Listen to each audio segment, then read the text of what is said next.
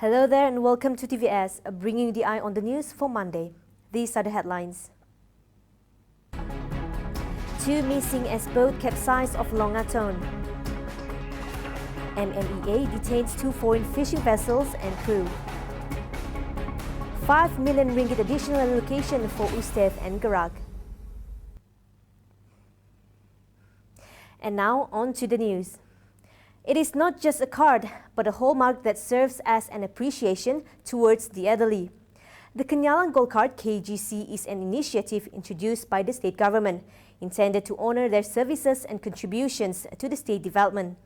According to Assistant Minister of Urban Planning, Land Administration and Environment, Datuk Len Talib Saleh, the KGC card is the state government's manifestation in caring for the welfare of Sarawakians, regardless of age and background. Kanyalan Gold Card ini inisiatif yang diperkenalkan oleh Kerajaan Negeri Sarawak, iaitu discount card untuk warga yang berumur daripada 60 tahun ke atas. Banyaklah kemudahan-kemudahan yang disediakan di dalam program ini. Ini merupakan program yang julung kalinya diadakan di Malaysia. Tidak ada negeri-negeri lain di Malaysia yang mempunyai program seperti ini. Meanwhile, a total of 9,706 applications in Sarake have been approved by the Sarawak Community Welfare Department. Amongst the benefits featured are treatment at clinics and hospitals, airport and public transportation, insurance coverage and deaf compassionate assistance worth 8,000 ringgit. Len Taleb also welcomes more participation of strategic partners to expand the perks of KGC card holders. Jadi saya memohon juga kepada Jabatan Kebajikan ini untuk memperluaskan lagi penglibatan supermarket dan sebagainya, outlet-outlet tertentu supaya kemudahan ini dapat dinikmati oleh ramai lagi warga di kawasan Serikit khasnya dan khususnya dan N41 seperti di Tanjung Manis. Mungkin kita akan mengajukan nama-nama outlet perniagaan-perniagaan tertentu untuk disenaraikan di dalam, untuk terlibat di dalam program seperti ini supaya mereka, terutama sekali mereka yang di luar bandar, dapat menikmati kemudahan seperti ini juga. He added that it is the Welfare Department's task in creating the awareness on privileges provided by the state government. Kemudahannya yang telah diumumkan tadi, banyak kemudahan dan manfaat bagi warga emas yang macam kami. Dan saya bersyukur kerana inilah peluang kemasan dan jarang kali kita dapati sebelum ini.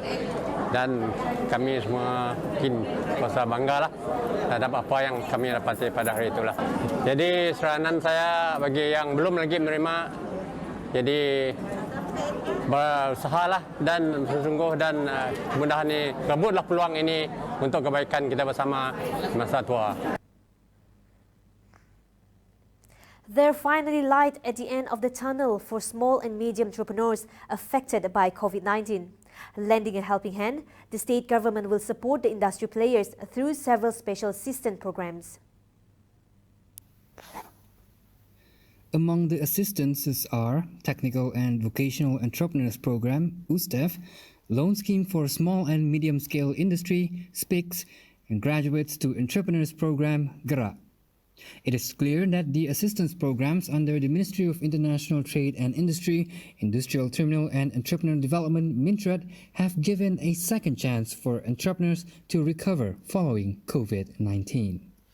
Dapat surat tawaran tu, kami merancang untuk baik pulih apa yang kurang di kedai dari segi peralatan, and then yang mana dah rosak dalam tempoh pandemik yang tadi, and then bayar my staff.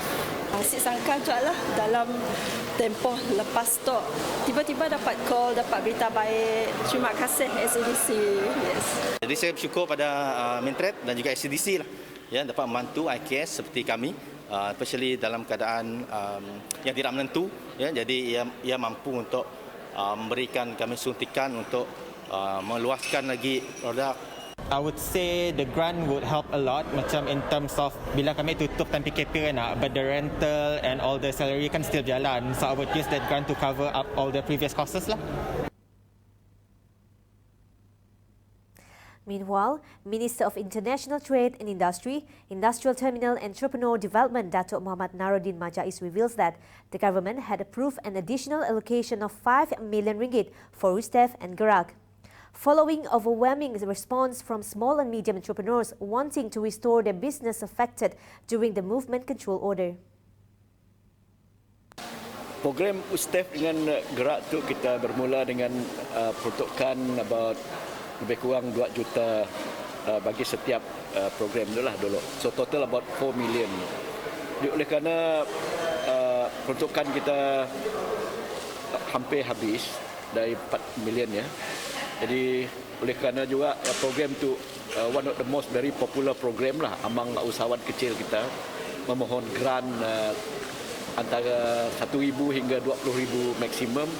Ada Yang Amat Berhormat Ketua Menteri telah meluluskan tambahan 5 juta ringgit bagi dua program tu. Berarti kita boleh bagi 2.5 juta bagi setiap. With the additional funds announced, the total allocation for the program is now 9 million ringgit. Meanwhile, Sarawak Economic Development Corporation (SEDC) had introduced entrepreneurship assistance programs throughout the state. Its General Manager Abdul Hadi Dato Abdul Kadir said the program will benefit local entrepreneur development. SDC ingin menyampaikan berita mengenai program-program ini ke setiap pelosok negeri Sarawak, di mana kita tahu bukan semua orang tahu pasal program-program itu. Jadi kita bekerjasama dengan pihak Mintrade menjalankan roadshow yang telah diadakan sejak tahun ini ataupun tahun lepas dah ada katanya.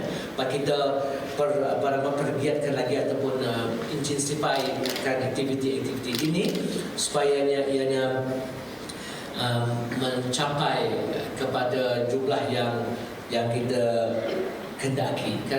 As of June 30, a total of 106 young entrepreneurs under the USTEF program and 76 under the Gerak program have benefited a total value worth more than 3 million ringgit.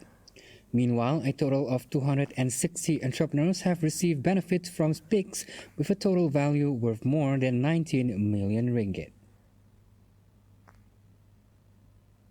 20 crew members from Vietnam were detained for encroaching our waters. Ruben Gomez has the details.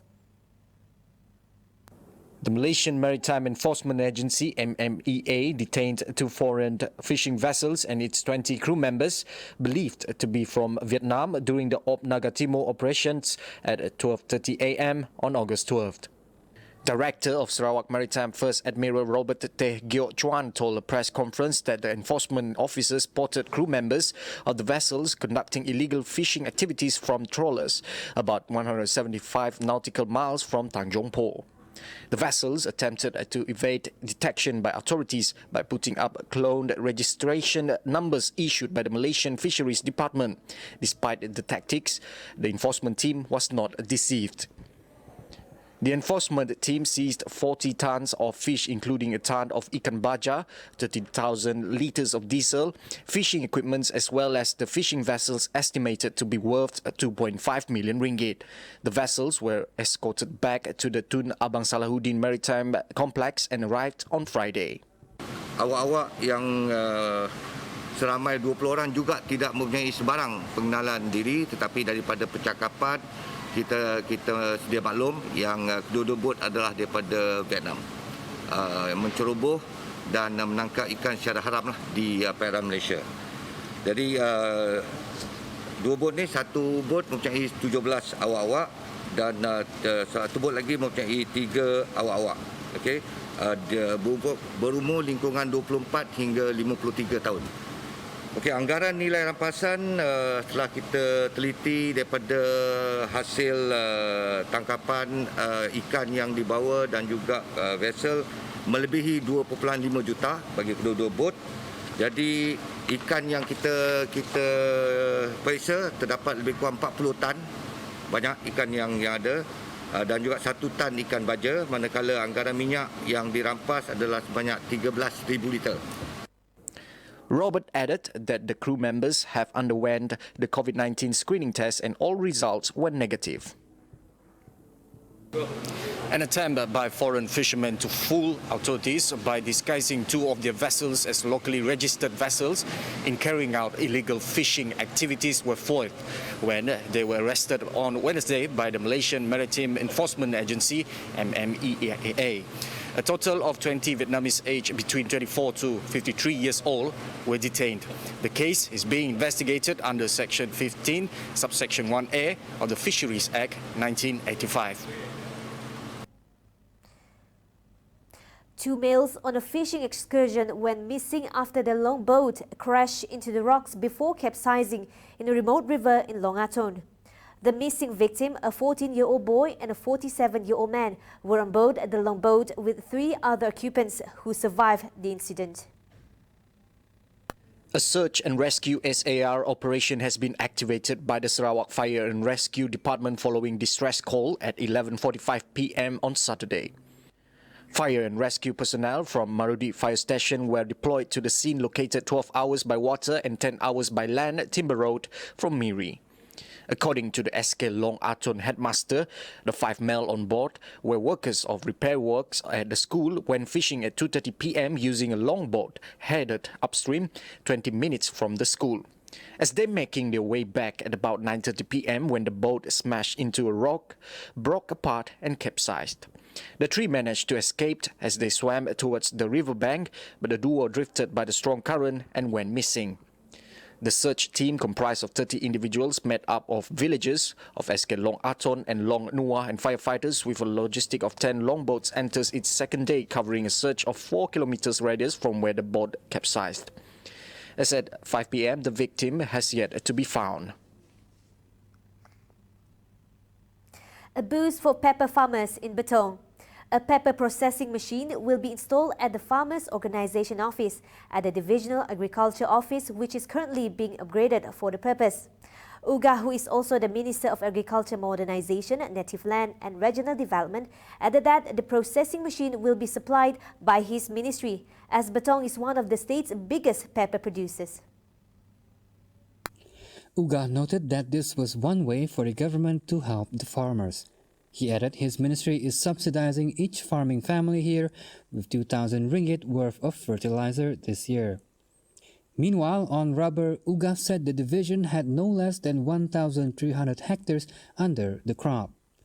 In order to process the rubber wood, he said he will discuss with Chief Minister Datuk Patinggi Abang Johari to get his consent. He said this when officiating at the State Agriculture Department Community Extension Outreach Program at Rumah Jambai Bunsu in Krapaspa today. Muka Polytechnic aims to obtain gold level accreditation from the Asia Pacific Accreditation and Certification Commission (APACC). Thereby, the Kuching Polytechnic would serve as reference as they have earlier obtained their APACC accreditation. Ya, kita akan minta bantuan orang dari segi macam mana untuk mencapai apa yang perlu kita buat, dan saya rasa poli-poli lain pun yang banyak mendapat gold medal pun ramai banyak poli yang telah mendapat pengiktirafan APEC, dan kita ke arah itu sebenarnya. Ya. He said this after paying courtesy call to the Chief Minister Datuk Patinggi Abang Johari Tun Abang Haji Openg at Wisma Bapa today. On another development, Polytechnic Muka has received a bus contributed by the Sarawak government for the purpose to encourage students in joining curriculum and facilitate students' transportation. Tujuan kunjungan kami melawat Ketua Menteri Sarawak adalah untuk mengucapkan terima kasihlah di atas sumbangan sebuah bas kapasiti 25 seater yang akan diperoleh pada September 2020 ini. Dan ada sumbangan busana kebudayaan untuk pelajar-pelajar Politeknik Muka. Ya. Another day without a new virus case in Sarawak. With no new cases reported so far, the total number of cases remains at 682. So far, there are 7 active clusters involving 62 cases. The SDMC also announced no new recovered and discharged cases today. The total number of recovered and discharged cases remained at 659 people. Today, there are 2 new PUIs reported and 1 case is still awaiting lab testing.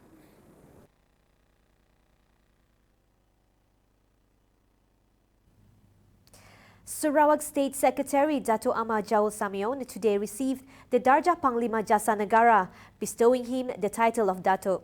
The title was granted in conjunction with the King's birthday at the first investiture ceremony at Istana Melawati in Putrajaya today. Meanwhile, former Army Eastern Field Command Lieutenant General Dato' Zamros Muhammad Zain received the Darjah Panglima Setia Mahkota, which bestows him the title of Tan Sri. The Darjah Panglima Setia Mahkota was also awarded to Health Director General Dato' Dr. Noh Hisham Abdullah, who led Malaysia's fight against the COVID-19 pandemic. A longhouse was razed to the ground in a fire in the remote district in central Sarawak, leaving 142 residents homeless. No injuries or casualties were reported during the blast, which occurred at about 1 p.m. at the 20-door Rumah Nangga Bilad in Tabai Julau, a spokesman of the Sarawak Fire and Rescue Department said today. Firefighters from the Bintango fire station were being summoned at 1:11 p.m. and took an hour 24 minutes to reach the longhouse located 71 kilometers from the fire station. Upon arrival, the fire was already raging and firefighters had to draw water from a nearby pond to put out the fire. Meanwhile, firefighters fought a blaze that destroyed 3 workers' quarters at Taman Berlian, Kota Semarahan, left more than 100 workers homeless. Each of the quarter block comprised of 10 doors made entirely of wood. Firefighters from the Kota Semarahan and Tabuan Jaya were deployed to the scene after receiving the distress call at 4:22 p.m. And that concludes the news for tonight. I'm Yumis Riani. Salam Sarawak Kusayang.